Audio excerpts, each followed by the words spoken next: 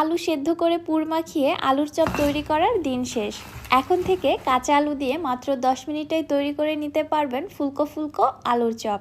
আসসালামু আলাইকুম everyone, welcome back to my channel.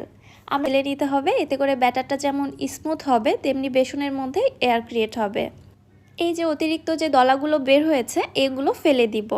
এবারে এখানে নিয়ে নিচ্ছি আমি হাফ কাপ কর্নফ্লাওয়ার। কর্নফ্লাওয়ারের পরিবর্তে আপনারা এখানে চালের গুঁড়া ব্যবহার করতে পারবেন।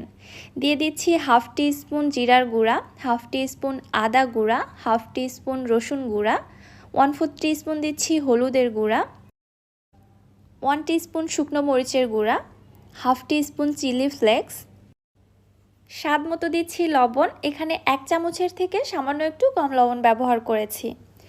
এইবার একটি হ্যান্ড হুইস্ক দিয়ে সব শুকনো উপকরণগুলো খুব ভালোভাবে মিশিয়ে নিচ্ছি, যেন মশলার কোনো দলা অংশ কোথাও না থেকে যায়। মিশিয়ে নেওয়ার পরে নর্মাল তাপমাত্রার পানি দিয়ে আমি বেসনের মিশ্রণটা তৈরি করে নিচ্ছি। এই মিশ্রণের মধ্যে একবারেই অধিক পরিমাণে পানি দেওয়া যাবে না, অল্প অল্প করে পানি অ্যাড করে দিয়ে ফার্স্টে একটি ঘন ব্যাটার তৈরি করে নিতে হবে।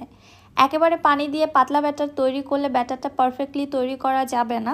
এজন্য বলছি ফার্স্টে একটি ঘন ব্যাটার তৈরি করে নেবেন, কারণ ব্যাটারটা আমাদের ফেটিয়ে নিতে হবে যেন ব্যাটারটা একটু ফ্লাফি টেক্সচারে চলে আসে। তাহলে এই পাকোড়াগুলো বা আলুর চপগুলো অনেক বেশি ফুলকো হবে এবং ক্রিস্পি হবে। ঠিক এরকম ঘনত্বের একটি ব্যাটার তৈরি করার পরে এই ব্যাটারটিকে আমি 4 থেকে 5 মিনিট একদম কন্টিনিউয়াসলি ফেটিয়ে নিতে থাকবো। ফেটিয়ে নিতে নিতে দেখতে পারবেন ব্যাটারটার মধ্যে অনেকটা ফ্লাফি টেক্সচার চলে আসছে। দেখতেই পাচ্ছেন ব্যাটারটা এখনও বেশ ঘন।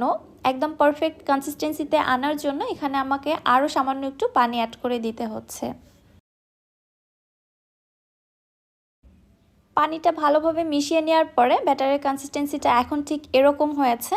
আশা করছি আপনারা বুঝতে পারছেন। এবার এর মধ্যে দিয়ে দিচ্ছি 1 চামচ বেকিং পাউডার। বেকিং পাউডারটা আগে ব্যবহার না করে চপগুলো ভেজে নেওয়ার ঠিক আগ মুহূর্তে এর মধ্যে মিশিয়ে নিতে হবে। সাথে দিয়ে দিলাম হাফ কাপ ধনিয়া পাতা কুচি। ধনিয়া পাতার ফ্লেভারের কারণেই এই পাকোড়া বা চপটা খেতে অনেক বেশি মজা লাগে পার্সোনালি আমার কাছে। আপনারা না চাইলে স্কিপ করতে পারেন। এখন ঠিক এরকম একটি ঘনত্বের ব্যাটার তৈরি হয়েছে দেখুন। এই ব্যাটারটা কিন্তু এরকম ঘন ব্যাটারই তৈরি করে নিতে হবে। এইবার একটি করে আলুর স্লাইস নিয়ে আমি বেসনের ব্যাটারের মধ্যে খুব ভালোভাবে কোটিং করে নিচ্ছি। এক্সট্রা ব্যাটারটা ভালোভাবে ঝরিয়ে নিয়ে চলে যাচ্ছি চুলাতে। তেলটা খুব ভালোভাবে গরম করে নেওয়ার পরে আলুর চপগুলো এর মধ্যে ছেড়ে দিতে হবে। আমি ফার্স্ট ব্যাচে যে আলুর চপগুলো ভেজেছিলাম এটা একটু কম ফুলেছিল, কারণ তেলটা খুব একটা ভালোভাবে গরম হয়নি। তবে পরবর্তীতে যেগুলো ভেজেছি আমি সেগুলো একদম ফুলে টইটম্বুর হয়েছিল। যেহেতু ভিডিওটা অনেক লং হবে এজন্য সবগুলো দেখানোটা পসিবল না।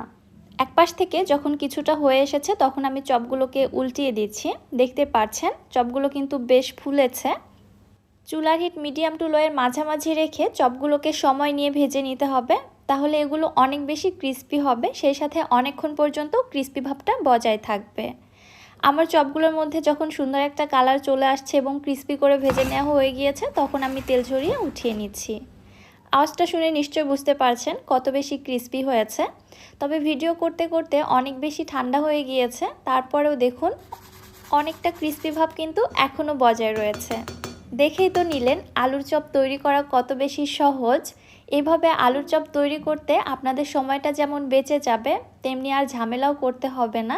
অল্প সময়ের মধ্যে অসংখ্য চপ তৈরি করে নিতে পারবেন। আর টেস্টের কথা কি বলবো, আপনারা তৈরি করে খেয়ে দেখুন, টেস্ট আলহামদুলিল্লাহ অনেক বেশি ভালো। রেসিপিটি আপনাদের কাছে কেমন লাগলো অবশ্যই আমাকে কমেন্ট করে জানাবেন। ভিডিও ভালো লাগলে যারা আমার ইউটিউব চ্যানেল থেকে ভিডিওটি দেখছেন চ্যানেলটি সাবস্ক্রাইব করে দিবেন, এবং যারা ফেসবুক পেজ থেকে দেখছেন পেজটিতে অবশ্যই একটি লাইক অথবা ফলো দিয়ে দিবেন। সো আজকে আর বেশি কথা বাড়াচ্ছি না, আজকের মতো এখানেই বিদায় নিচ্ছি।